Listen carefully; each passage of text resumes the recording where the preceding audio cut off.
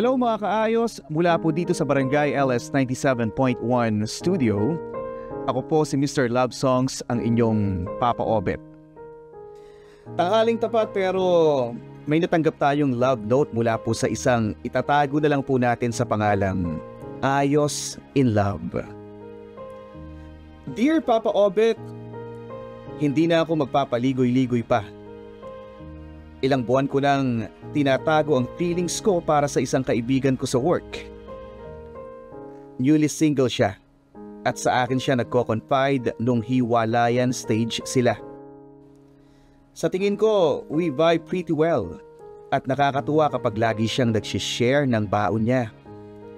Or pag naririnig niyang may gusto ako, maya-maya may delivery na. Ang problema, hindi pa ako sigurado kung handa na ba siyang buksan muli ang kanyang puso.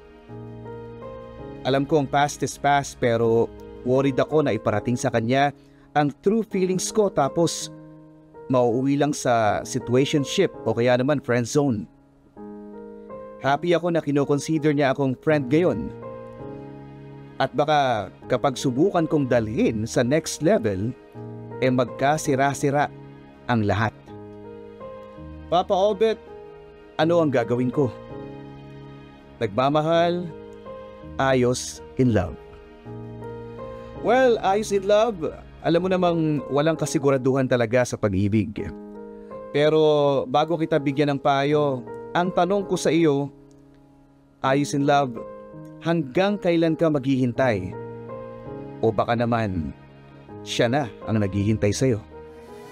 Ouch! Sakit! Ang sakit na nga naman doon. Yan ang Grabe bagong naman yun. single ng Barangay LS FM DJ and Mr. Love Song, Papa Obet, na naghihintay. Welcome to All Out Sundays, Papa Obet. Welcome mga kaayos, mga kapuso. Maraming salamat sa inyo. Thank you. Papa Obet, congratulations ha. Pero Thank bago mo i-promote yung single mo, gusto mo na naming marinig yung advice mo dun sa note sender kanina. Yung hindi niya masabi yung feelings niya sa katrabaho Si niya. ano? AKA Kenchon. Si Ayos in Love. Oo. Wala ba nakaka-relate sa inyo dito na yun? Wala Ang naman. daming nakarelate, Papa Obet. Parang lahat nag-a-agree sila. Oo nga Advice naman. natin sa ganyan, Ano advice siguro, mo? hindi naman masamang maghintay, di ba? At hindi rin naman masamang magsabi ng feelings nararamdaman mo sa ibang tao. Pero para sa akin, sabihin mo na. Baka maunahan ka pa ng iba, di ba? Tama yun. Tama yan.